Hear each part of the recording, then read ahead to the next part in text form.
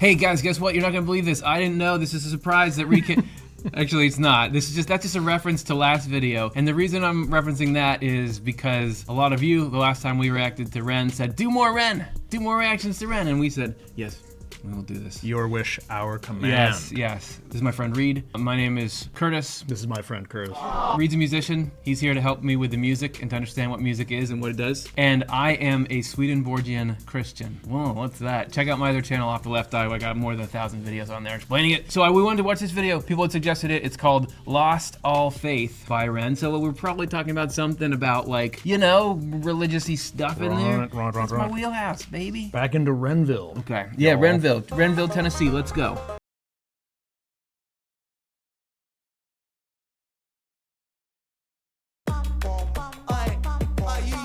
Okay, all right. I know we're not supposed to stop it so much. I'm already grooving to that. Oh, yeah. That hit me right out of the gate. Bop, bop, bop, bop, bop, bop. Mate, I'm in a bit of a rush right now. You're a sick guy? Thanks, mate. You're a sick boy. I've got to get out of this train, mate. I'm really sorry. I'm talking to you. Hey, can I get a quick picture, mate? Nah, mate, I've got to go, mate. Just a little cheeky little picture, but I've really got to go, mate. I'm sorry, mate. Come on, fine, quickly. I knew it was you. It took me like quite a long time in there to realize this is Ren talking to a guy who is trying to get his... Yeah. Maybe we're talking about fame? I suppose so. It was very charming, too. Yeah. Silly, funny. I'm a charming fella, I like drinking cans of Stella. See, I'm living for the weekend, back of Babs and Salmonella. Cinderella story raps, the richest minute full propeller. I'm Nigella Lawson, stacking mozzarella. Only joking, I'm an introvert, alone inside my room because my insides hurt. I contemplate existence with consistence in my polo shirt, then reassert my confidence with compliments I don't deserve. I calm my nerves by plotting for the day that I might leave this earth. Okay, so we're talking about the yin and the yang of his existence. I was surprised, given the last video, that he comes out with this rapper bravado in this one. Yeah. Where he's like, hey man, I'm so cool, I'm so great. I was like, oh, is this more regular Ren? And then he's just kidding. He's saying, I'm actually sitting, what did he say? I'm in my polo shirt. Yeah. My insides hurt because I know he had Lyme disease. Oh, did yeah. you ever get Lyme disease? Right. I never did. Yeah, me neither. This is so the human condition, is you have any person with any level of success, you have the like powerful part of them or the part that you see, and then you have the inner experience. Because fundamentally the inner experience of being a human is you're in a world you can't really control. Oh gosh, that's so true. This is kind of scary. Can't even, my own body could like stop working, and like even if I'm multi-million selling artist, I can't get my Lyme disease to go away. Right. All I'm saying is Jesus Christ did the same thing. Exonition and glorification, according to Swedenborg. Jesus Christ is like, this is what Swedenborg says about it. God came down as a human being because you can't, that's the only thing you can like love is a human being. As a human being, God has the human experience, which is these two different states. Sometimes you're just really on and with it, and sometimes you're like, what's going on with me? Like he's describing here. That's why Jesus is sometimes talking about like, Father, why have you forsaken me? And there's times when he's like, I'm the way, the truth, and the life. Oh, right. That's a really nice echo of what's happening here. It's a nice parallel that you just drew up there. And that's what I think we go through. Because as soon as I saw those two parts of it, I was like, oh yeah, that's me. Right. That's me. You know, it makes me think of, it'll be interesting to see where he goes with it. Yes. Which we'll see. Yeah. It makes me think of famous people who turned out to be depressives, suicidal depressives. You know, it makes me think of Philip Seymour Hoffman. Yep. Makes me think of Robin Williams. Elliott Smith, I was just listening to the other day. Smith. Which is so bizarre. You'd think, how would somebody ever get to there? Right. To what we all think we want, which is this great fame and acknowledgement, and then decide, I don't want to live anymore. Right, and it's because the inner story, to your point, and maybe to the point, it'll be interesting to see where he's driving at, but it's like, what can we possibly know about what's going on inside the theater of the mind? You know? All right, verse 2, or wherever we are now. I lift up my eyes to the hills. Pain is my shepherd, my sword and my shield. I find my refuge in patience and pills. A patient that's patiently waiting for help. I don't ever seem to feel well. Can anybody save me from myself? There's blood on the leaves where I fell. Coming down. The guy likes to use biblical references. He does. Lift up my eyes to the hills is a biblical quote. Then he had a biblical reference just after that. Oh, pain is my shepherd, which is the Lord is my shepherd. It's the 23rd Psalm. Right. To me, that's saying, hey, this is not fun. Obviously, he's aware of the 23rd Psalm, so it's like it's supposed to be God is taking care of me, but when I actually go through life, it's this kind of chaos. Yeah. It's interesting how how strong the biblical references are just in this. Now, this is only the second thing the two of us have seen, I think. Yes. Some of the response to the last one, some people were describing him as agnostic. Yeah. It's really interesting. Agnosticism can dovetail really nicely with, you know what I mean? Like, it's like the biblical imagery is strong. And So agnostic means you don't know. But you're not you wouldn't say, well, yeah, I'm a Christian. I have to toe this line. Right. I like agnostic conversation about this stuff because it's from an honest place. In my humble opinion, the fact that he doesn't have any obligation to turn toward Christian imagery and things. Right. Nobody's like, come on, Ren, you better do that. Or like, well, I guess I want to be cool, so I'll quote the Bible. And he's got the world at his feet or fingertips, and yet this is what's powerful. Right. And I think that it's evidence that the correspondence is in that, according to Swedenborg, the symbolism that's in that, looking to the heavens, being shepherded by the Lord, that speaks deeply to a human being. Mm-hmm. I'm going to say one more thing. He's like, Pain is my shepherd, and he's describing this really chaotic experience that he's been through, which you could say, like, that shows there's no God because he's going through all this stuff. For sure. What came out of that? Like, where did all that lead? Is not Ren now inspiring millions of people? And was it not, I would assume, all his struggle he's been through that created the depth in him that has led to the art that he's doing? That's a really great point. I'm just saying, how's your life been? Complicated. Yeah. Crucible of sorts. Crucible in which the burning horror creates a beautiful product, maybe. Yeah. Well, because you, no offense, but you're just like very kind. And you're like, care It's about extremely people, offensive. care about who's suffering, and I think it's because of just watching from my perch way over here.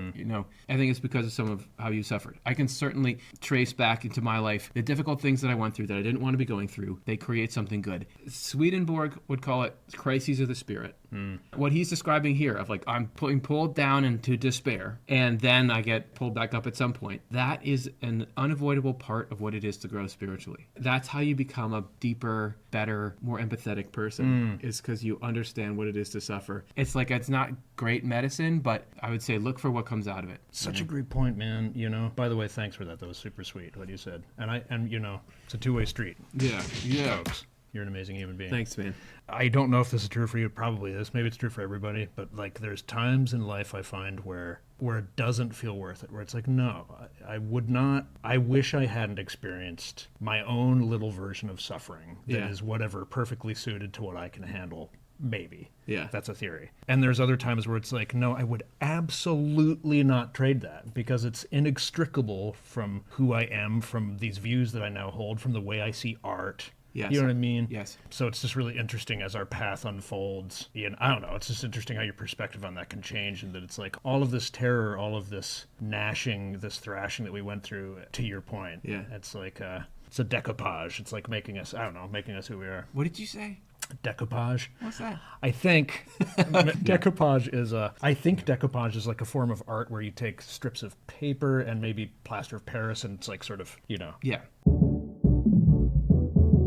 I agree with you that there are some things I remember distinctly being in like early 20s and that I was going through something. I was like, this is never going to be okay. I think my perspective on all of them has changed to an extent. It's not over till it's over, but I have seen things that like the plot line seemed irredeemable, but now it is.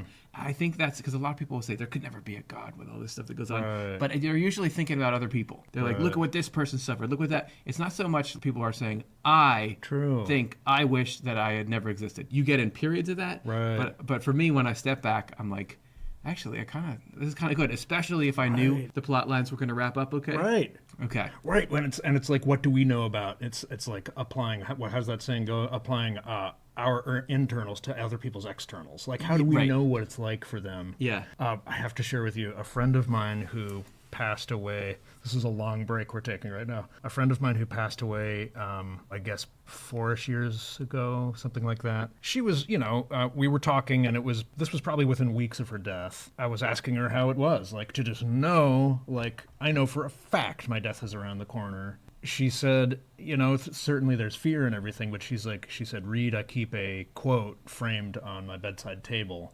And the quote is, if it's not a happy ending, it's not the ending. And I think that's true. I would like to believe that is just fully true. That's what I'm talking about. That's the divine providence, which is not that everything's fine and doesn't hurt, But in the end, by the time we get to the end, look at, actually, good has come out of everything, and more deep and more real good. All right. Truth. Let's go. Burn the border, sons and daughters, law and order, crave desire, praise more selfish ways have come too late. I've lost my faith. That guy's got range way up there in the attic. You've awoke a beast, I'm a geezer on the streets. Mona Lisa, this is art, make her Mona Lisa, she needs money. Eeny, meeny, miny, Mohammed, Abi Ali. Pleased to meet you, mate, who's the G? Not me, an irregular guy. Halitosis with psychosis, omens etched in my mind. Overdosed on pills and potions, a collection of mine. Split a Valium with a Zanny and I mix it with wine. Oi, pull yourself together, mate. Pull your socks up, stand up straight. Look at you, you're such a mug. God, you're such a fucking stain. Honestly, I wouldn't be seen dead with you in public. Depressed and disorderly, it's like you fucking love it. Mug. Maybe you're right, maybe it's friend. Do it again and again and again. Maybe I'm high, maybe I'm meant to live in a cycle of anti-survival, amen. In a prism like Ben, shot the iris of the land. Make believe and play pretend. God's my witness at the end. Are you picking up a subtle similarity between this and the last one? There's two characters. Yes, two characters definitely in conversation. That's here, right. Two sides. That is so right. There is the I'm hyper confident. Yeah. That hyper confident guy is promiscuous and talks crassly about sex. Right. The little inside guy doesn't know what he's doing. The hyper confident guy is yelling at that guy like, "Hey, you're no good," just like the evil demon in the other one, or whatever that demon side of his mind was in the other one. I really admire how he equips his adversary, in these with really potent weapons, like that actually, I imagine that are actually like, this is able to pierce my armor, like the stuff about his ego, like the lyric in there about like, you're pretending this is all so hard, you love it, you know what I mean? And like he's totally like, that actually hurts, so I'm going to have him say that because it actually works, you know what I mean? That's just what I'm imagining. Because it's not that simple, black and white, like, oh, there's the good guy and the bad guy. This is like, because your heredity, so according to Swedenborg, you have a heredity, means you have a tendency toward all kinds of negative stuff. Right. So when this negative stuff pops up, it can recognize in you what is similar to it. And that's how it can get you, and it can hook you, and it can needle you. Right. Interesting that this guy, Ren, I've lost all faith. And he's saying I've lost all faith as in that's a negative thing. So faith is like something positive to him. He's talking about God, like continually these religious symbols are helping him. If he looks across all his poetic tools, those are the ones that help me express the feeling that I'm feeling. To me, that's like, but it's because these feelings point in that direction. But everyone can interpret that their own way. With God as my witness, I walk through the valley of the shadow of sickness. I fear no evil, I need no forgiveness. Deliver me from temptation, he never listens. I don't ever seem to feel well. Can anybody save me from myself? There's blood on the leaves where I fell. Coming down. Burn the border, sons and daughters, law and order. Crave disorder, praise more selfish ways have come too late. I've lost my faith, I've lost my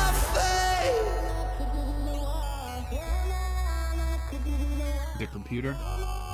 They climbed inside a computer, I think that's called Bit Crushed, maybe. Oh, yes, it sure is. I remember that from GarageBand. Can we say something about like just him as a musician? Really cool production, I think. Just really like clean, exploratory, cool production. Also, you could, in the chorus, especially the latter half of the chorus, he is getting up there in terms of his range. And you could, I could imagine people saying like, oh yeah, but he's just pitch shifted or whatever, or, auto-tuned. But it's like, but we heard a live recording of Ren, and he can hit those notes. He can hit those notes. That's so good funny, on you, Ren. Because I was thinking, oh, is that auto-tune pitch shift or something? Because he's like way up there. But yeah. And if it is, we know that live he could do it anyway. Yeah, but there's probably a falsetto. And I want to say like the aggravated voice, the cocky Ren, the negative Ren. And it's interesting that in these two sides he's presenting, the negative side is the cocky side. It's not like, oh, I'm just here and I'm miserable. It's like, hey, I got to, Yeah, You know? interesting. That was a pretty good impression. That Because was that, really that good. according to Swedenborg, would be the love of self-image, which has those characteristics, which is both I'm aggressive and I'm overbearing and I'm domineering and I'm upset about my suffering and I'm critical, and because it's saying, hey, God never delivers me. I don't know, man. Like what Ren went through worked out pretty well for him. I mean, it's got him to, like, would he trade the place he's in now? But that part of him that is like, I don't want this, but this other part is like, hey, I'm looking out for something. Right.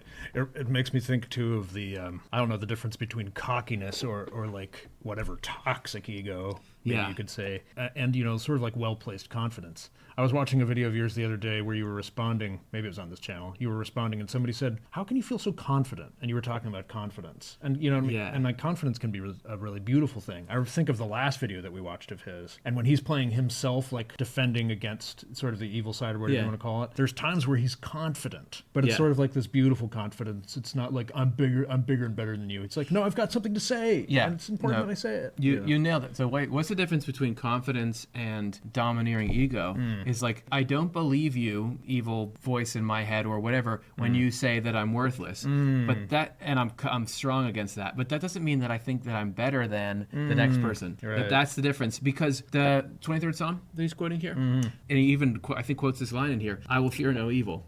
It's not like there's God, and God in his word is telling you to never have any confidence. The most common thing that God urges people to do in the text of the Old and New Testament is don't be afraid. And Jesus says it as well as Old Testament God. Don't be afraid. Don't be afraid. So there's something to that, because Swedenborg would call the negativity that Ren is expressing here in that half hell. And he would say that to say, I don't believe in the stuff it's saying to me, that's great. So yeah, you got to have assertiveness. If a world full of doormats is not going to push back against the negative stuff. Right. Okay, let's go. Where are we even?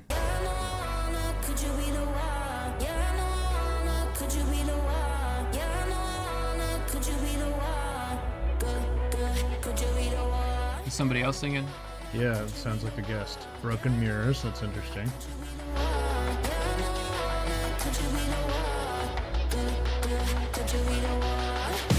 There's that cross you mentioned, the cross earring.